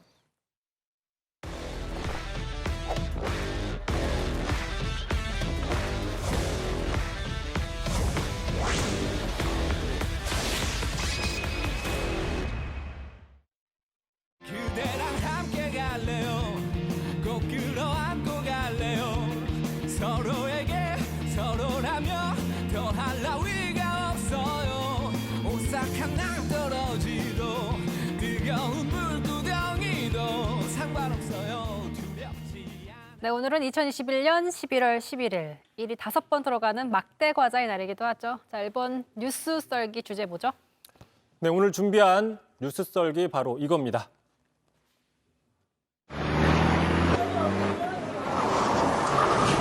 불안하잖아. 시간 없는데 그냥 타고 가자고. 그 어느 때보다도 신중하고 안전하게 몰아야 할 대한민국이라는 자동차. 누가 운전해야 안심일까요? 자, 초보 운전보다 음주 운전 물음표. 4달러 그분이신 것 같은데 굉장히 예전 영상인가 봅니다. 누가 소리를 내었는가? 네, 알겠습니다. 넘어가라고 제 PD가 계속 넘기네요. 어쨌든 정치권에서 하루 종일 초보 운전, 또 음주운전 발언 놓고 공방이 오갔습니다. 어제 이재명 후보의 발언 때문인 거죠? 그렇습니다. 이 논란의 발단, 처음의 발단은 바로 안철수 대표가 지난주였습니다. 자, 여야의 지금 후보들을 보니까 모두 음주운전자와 초보 운전자 중에 선택을 강요받고 있다라고 하면서 각각 이재명, 윤석열 후보를 공격을 한 거죠. 자, 그러다 보니까 어제 이재명 후보가 관훈클럽 토론회에서 직접 해명을 한 겁니다. 들어보시죠. 저는 음주운전 경력자보다 초보운전 경력자가 더 위험하다고 생각합니다. 국가 행정 경영에 최종 책임을 지는 리더는 실수하지 말아야 합니다. 그런데 초보는 실수할 가능성이 많습니다. 글쎄요, 술은 마셨지만 음주운전 하지 않았다. 이 말보다 조금 더 황당하게 들리기도 합니다. 음주운전 경력자보다 초보 운전자가 더 위험하다? 초보 운전자가 더 조심조심 운전하지 않을까요? 그런 여지도 있기 때문에 논란이 될 수밖에 없습니다. 근데 이제 그런 여러 가지 논란들이 나올 수밖에 없죠. 해석에 대해서. 그러니까 당장 야당에서는 이렇게 공격을 했어요, 오늘. 자, 누구나 초보 운전자지만 누구나 음주운전을 하지는 않는다. 초보 운전은 범죄는 아니지만 음주운전은 엄연히 범죄다. 이렇게 비판을 했습니다. 자, 부적절한 거 아니냐라는 발언 논란이 좀 커지자 어제 밤이었습니다. 자, 이재명 후보 선대위에서는 이렇게 해명을 했는데요. 자, 음주운전 경력자와 초보 운전 경력자 중에 이 경력자 중에 누가 실수할 위험이 더 크냐. 이건 바로 초보 운전이다. 이런 뜻이었다라는 거죠. 자, 음주운전이 초보 운전보다 더 위험하다고 주장하는 건 아니다. 뭐 이렇게 해명을 했습니다. 자, 실제로 이재명 후보 그동안 자신의 음주운전 과거 전력에 대해서 여러 번 사과를 했고 기회가 있을 때마다가 그 사과를 해왔는데 어제도 다시 한번 사과를 했거든요. 장면 보고 가시죠. 제 잘못은 인정하고 사과드립니다. 잘못한 건 사실이죠. 그러나 그 이후로는 특히 공직자가 된 이후로는 그런 실수하지 않는다는 점을 좀 배려해 주십사 말씀드립니다. 그러니까 이 후보의 설명을 보면 음주운전 전력이 있지만 여러 번 사과했고 운전 경력만 놓고 보면 초보 운전자보다는 자신이 좀 더 운전해봤기 때문에 음주운전 경력이 있을지라도 더 잘할 수 있다. 이런 뜻이잖아요. 뭐 바로 그렇습니다. 자, 음주 전력이 아니라 운전 경력만 놓고 보면은 자신이 경력이 더 많기 때문에 실수할 위험이 적다. 뭐 이런 뜻을 설명하려고 했다라고 해명을 했습니다. 그 총괄특보 담당이죠. 정성호 의원도 오늘 아침에 자, 이재명 후보 술 깬 지 이미 오래됐다. 이렇게 얘기를 하면서 운전 실력이 상당히 좋은 사람이라고 해명을 했어요. 자, 하지만 어쨌든 간 이렇게 캠프 측에서 추가 설명을 내놓는 이 상황. 어떻게 보면 초반 처음 발언이 좀 부정확했다 설명이 이런 논란을 자초했다 뭐 이런 측면은 좀 피할 수 없다 볼 수 있는 거죠. 아무튼 이번 논란의 그 기반에는 대선 때마다 나오는 초보 프레임이 깔려 있는 것 같습니다. 상대는 어떤 정치 경력이 없어서 초보라고 좀 불안하다 이렇게 프레임을 씌우면서 나는 오랜 경력이 있기 때문에 노련하다 이런 프레임으로 굉장히 사실 많이 봤던 그림이기도 해요. 네, 많이 본 겁니다. 그렇습니다. 초보에게 국가 경영을 맡길 수 없다. 나는 노련하다. 뭐 이런 프레임. 그 2002년 대선 사례 한번 보길 텐데요. 한번 보고 가시죠. 대한민국이라는 자동차. 누가 운전해야 안심일까요? 한순간의 인기가 대통령의 자질이 될 수는 없습니다. 어떤 선택이 안전한 선택인가? 여러분이 더 잘 아시지 않습니까? 나라다운 나라 이회창과 함께 만듭시다. 저 광고가 바로 당시에 이회창 후보가 노무현 후보를 초보라고 공격할 때 썼던 광고였던 거죠. 아, 그랬군요. 자, 반대입니다. 바로 이에 대항하는 그 프레임이 바로 준비됐다, 든든하다 이 프레임인데 대표적인 게 97년 대선 때 김대중 대통령이 썼던 거죠. 자, 준비된 대통령 든든해요. 이번 김대중. 이러면서 결국에는 대선에서 승리를 했었던 거죠. 네. 대선을 4번이나 대선 사수를 했으면서도 이제 상대방이 공격을 하자 그동안 그만큼 준비가 됐다라고 반격을 되게 성공시킨 케이스인데요. 네. 실제로 김대중 대통령 이후에 여야를 막론하고 다른 여러 정치인들이 자, 준비된 여성 대통령, 든든해요 홍준표, 뭐 여야를 막론하고 이런 표현들을 많이 쓰면서 이제는 좀 흔해졌죠. 당시만 해도 참신했는데 뭐 그렇습니다. 자, 어쨌든 다시 처음으로 한번 좀 돌아가서 안철수 대표가 이야기를 꺼냈잖아요. 근데 정작 지난 4월이었습니다. 서울시장 출마 당시에 본인도 그 조은희 그 국민의힘 후보자한테 안철수 후보가 대선의 지름길로 가려고 과속 운전을 하고 있다라는 식의 운전자 프레임 공격을 받은 적이 있네요. 그러니까 이제 본격 대선 국면으로 이제 양당 후보가 정해졌기 때문에 프레임 대결도 이제 점점 펼쳐질 텐데 계속해서 초보와 경력자 프레임으로 갈지 아니면 또 신박한 게 나올지 좀 눈여겨봐야겠습니다. 두 번째 썰 주제 보여주시죠. 네, 오늘 두 번째 준비한 재료 바로 이겁니다. 이재명 후보가 아주 궁지에 물렸다는 그런 생각이 듭니다. 젊은 사람들 용어로 이거를 가불기라고 합니다. 가드가 불가능한 기술. 자, 뉴스 썰기 시청자라면 이 정도는 알아야 하고 굉장히 잡아봤어요. 이 정도는 알아야 된다. 라떼는 말이야. 이런 꼰대스러운 키워드 제목을 가져오셨습니다. 전혀 감이 오지 않습니다. 이 정도 뭘 말하는 거죠? 이 정도는 알아야 우리 시청자지라고 얘기할 수 있는 부분인데 네. 자, 요즘 정치권을 보면 하루가 멀다 하고 새로운 표현들이 등장해요. 꼰대스러운 게 아니라 알아야지 꼰대라는 소리 안 듣는다 그런 표현인데 아까 보신 것처럼 이준석 대표가 공식 석상에서 오늘 썼어요. 가불기. 무슨 뜻인지 알겠어요? 제가 하도 녹화 이거 생방 들어오기 전에 뭐라고 하셔가지고 찾아봤습니다. 근데 저랑 똑같은 분이 물어보시더라고요. 까불기 아니냐고. 까불기. 사실은 저도 최근에 알았습니다. 뭐 저는 봉급 가불해달라 이런 거는 많이 아는데 가불기는 네. 아까 말한 것처럼 가드, 방어가 불가능한 기술. 그러니까 뭐 어떻게 방어를 해보려고 해도 안 되는 상황. 그러니까 상대방의 필살기 공격을 맞는 상황이라고 해석을 해볼 수 있는 거죠. 자, 이런 사례 아주 쉽게 한번 좀 설명을 해볼게요. 한번 보시면서 만화를 보면서 바로 이런 상황입니다. 엄마가 자녀를 혼내칠 때 엄마 똑바로 쳐다봐 그랬더니 숙이고 있어요. 똑바로 봤더니 뭘 잘했다고 고개를 들어. 자, 대답을 안 해요. 왜 대답을 안 해? 그래서 대답을 했더니 지금은 어디다 말댔구야. 어떤 식으로 대답을 하든 뭐 가불기 상태인 거죠. 저 아이가 좀 불쌍하게. 이런 걸 가불기 상태라고 하는 거예요? 네, 이런 상태를 가불기 상태라고 한다고 인터넷에 찾아보니까 나오더라고요. 엄마가 하시는 말씀은 국룰이죠. 네.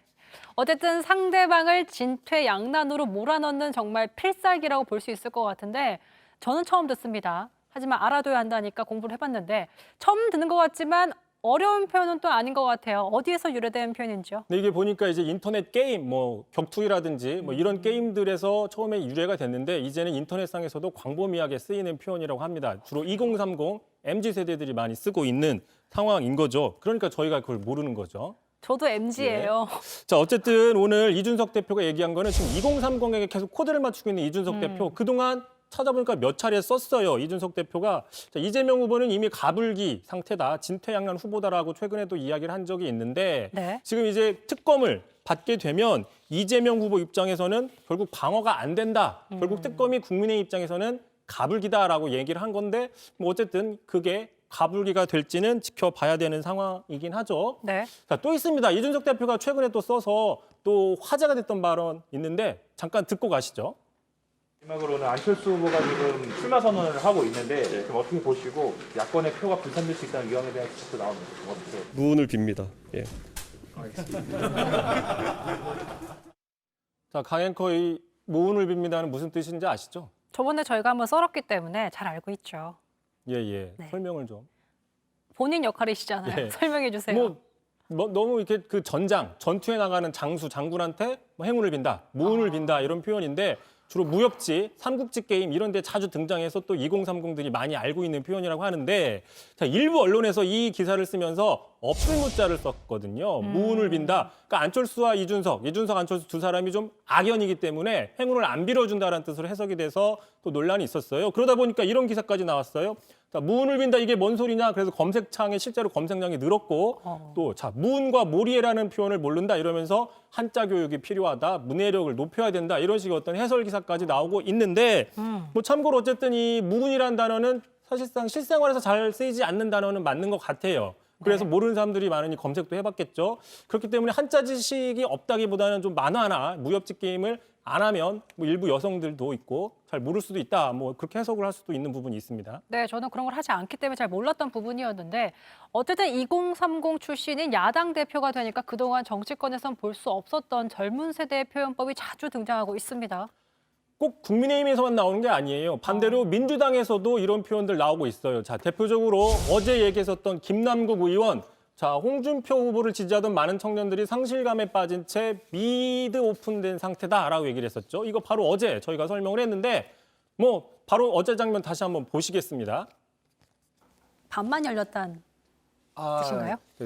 창조적인 해석인데 저도 사실은 잘 몰랐습니다. 이 네. 미드 오픈이라는 말이 뭐냐면 뭐예요? 그 게임 리그 오브 레전드라는 롤 게임. LOL. 네네네. 사실상 게임을 포기한다라고 이렇게 쓸 때 미드 오픈이라고 쓴다고 하더라고요. 그러니까 스타크래프트로 따지면 GG랑 비슷한 용법이라고 볼 수 있는 겁니다. 네, 정리를 해보면 네.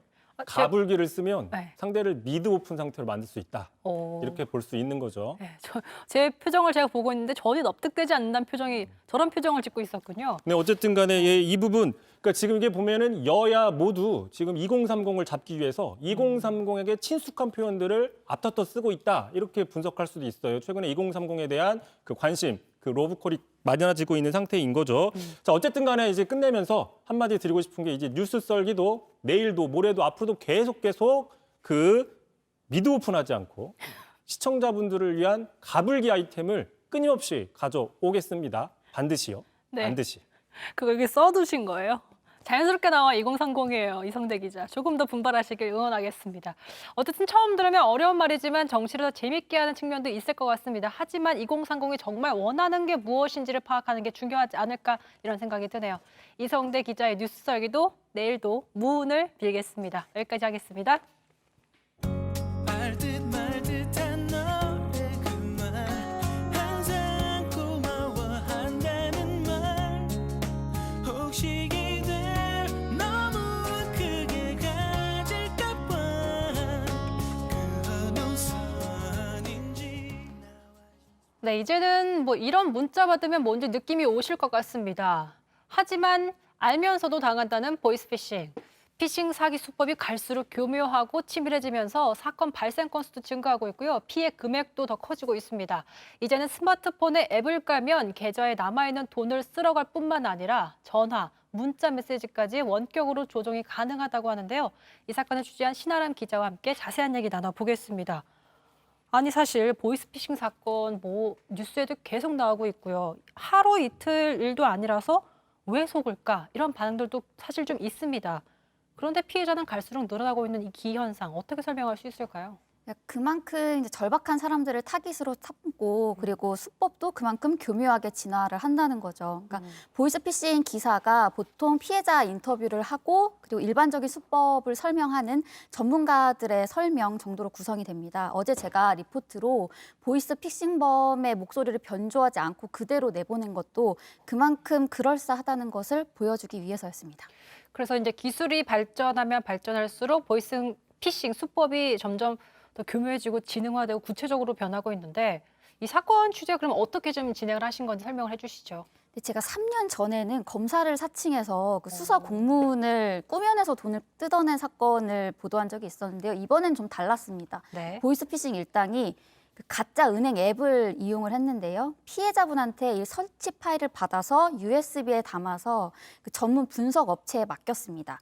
그래서 그 과정들을 일일이 보여주고 원리를 설명해 주자 이런 취지였고요. 사실 앱 설치 사람들이 별 생각 없이 금방금방 쉽게 하잖아요. 네. 그래서 이게 어마어마한 피해로 이어지고 있다는 것을 보여주고 싶었습니다. 그러니까 요즘에 사실 생활고를 겪는 분들도 많으시고 대출도 많이 막히다 보니까 많은 분들께서 재산금융권을 찾다 보니까 이런 일들이 더 많이 늘어나는 걸 아닐까라는 생각이 들어요. 근데 어떤 수법을 써서 사기를 치고 있는 건지 그 수법을 좀 설명을 해주시죠. 네, 우선 저희 팀의 조소희 기자가 인터뷰한 보이스피싱 피해자 조모 씨가 이렇게까지 정리를 해주셨는데요. 제목이 나는 어떻게 보이스피싱을 믿게 되었나. 그러니까 이분도 보이스피싱 사건들을 보면서 저걸 왜 당하지라는 생각을 했었대요. 맞아요. 그래서 쉽게 정리를 해드리면 그러니까 예전에는 제출을 해주겠다고 하면서 개인정보를 받아가고 그러면서 돈 빼가고 잠적하는 그런 방법이었거든요. 근데 이젠 진화를 해서 저축은행 직원과 시중은행 직원을 모두 사칭을 해서 그렇게 접근을 합니다. 네. 저금리 대출 상품으로 갈아타라고 제안을 하거든요.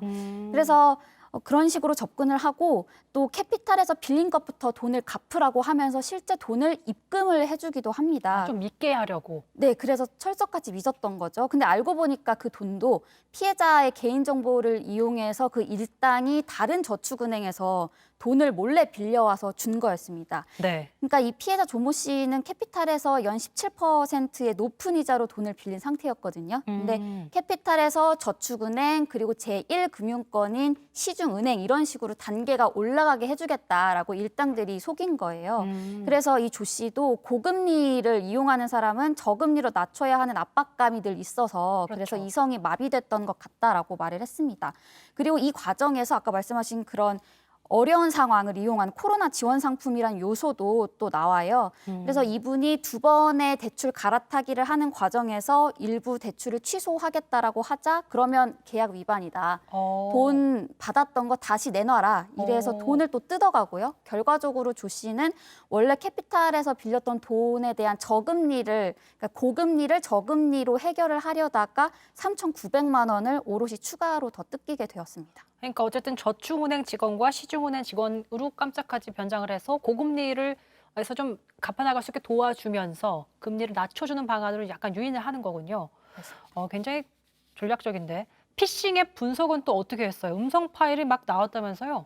네, 이 피해자분이 시중은행을 사칭한 조직원에게서 받았던 설치 파일을 저희도 받았어요. 그래서 이거를 폰에 깔면 이른바 좀비폰이 됩니다. 그러니까 진짜 은행 직원이 그분한테 연락을 못하게 차단을 시켜버려요. 그래서 그 앱이요? 네, 그 앱을 깔게 되면 좀비폰으로 바뀌게 되고 보안업체에서 분석을 했고요. 네. 용어로 리버싱이라고 합니다. 실행 파일을 소스 코드로 바꿔서 어떤 기능이 있는지 보는 분석 기법인데 그래서 보니까 특정 번호로 연락을 하면 특정 음성 메시지가 나가게 명령어를 입력을 해뒀어요. 그래서 mp3 파일이 우르르 나왔는데 제목을 보니까 땡땡은행, 땡땡생명, 금감원 등등 금융보험사 각종 번호가 다 나와 다른 있더라고요. 버전이 이렇게 저장돼 있던 거군요. 네, 그래서 실제로 제가 그 보안업체 대표랑 전화를 걸어봤습니다. 그 땡땡생명 대표 번호로 전화를 걸자 네. 그 앱에 저장돼 있던 땡땡생명.mp3 음성 파일로 자동으로 넘어가게 된 거예요.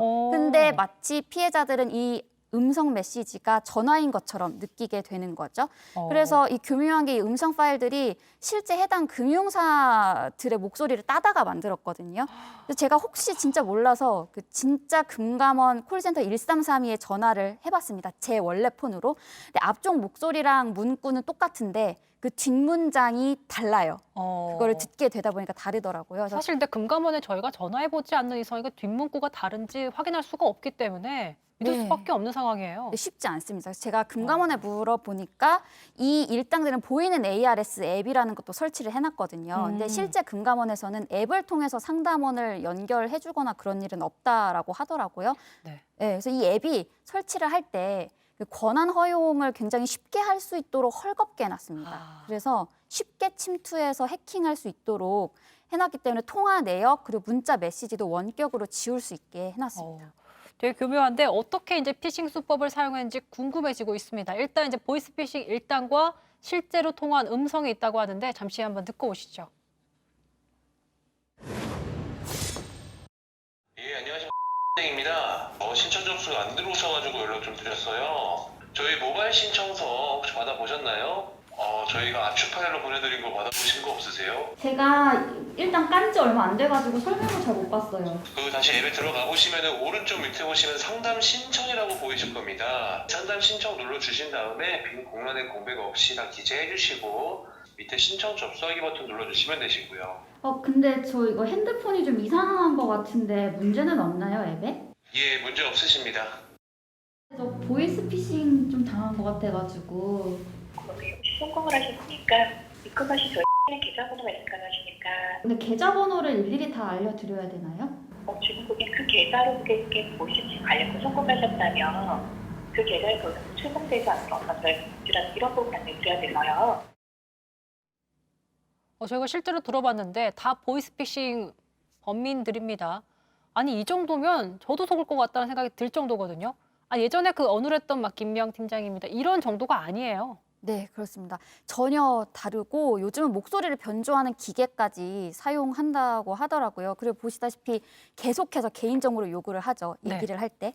더 소름 돋는 사실은 제가 보이스피싱 일당과 통화를 하면서 분명히 통화 녹음을 눌러놨는데 전화를 끊고 보니까 통화 내역도 지워져 있고 통화 녹음 파일도 없는 거예요. 그러니까 원격으로 지운 거죠. 그게 조금 심상치 않다고 느꼈는지.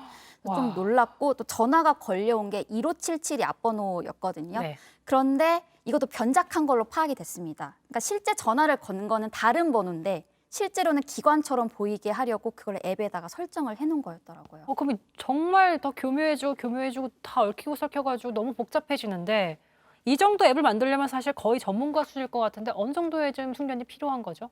제가 전문가에게 물어보니까 앱 개발자면은 어느 정도는 만들 수 있는데 저희가 취재한 이 앱은 굉장히 정교하게 만들어진 것 같다라고 얘기했습니다.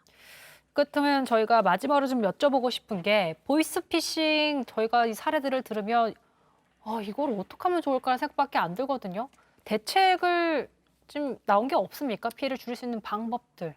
그러니까 예전이나 지금이나 대책을 물어보면요. 그러니까 속지 않는 게 답이라고 얘기를 합니다. 본질이 사기이기 때문에. 그래서 제가 앱 설치를 통한 것도 일단 의심스러운 앱 깔지 말 것, 그리고 휴대전화 그런 버전 최신으로 해놓고 의심스러운 거 다운로드, 클릭, 뭐 링크 연결 이런 거 안 하게 하고 뭐 은행에 직접 찾아가는 것도 방법이고요. 교묘한 수법들은 또 저희들이 계속 취재를 해서 보도를 하도록 하겠습니다. 그러니까 계속해서 의심할 수밖에 없는 그런 상황이네요. 알겠습니다. 지금까지 신아람 기자와 얘기 나눠봤습니다. 인터뷰 고맙습니다.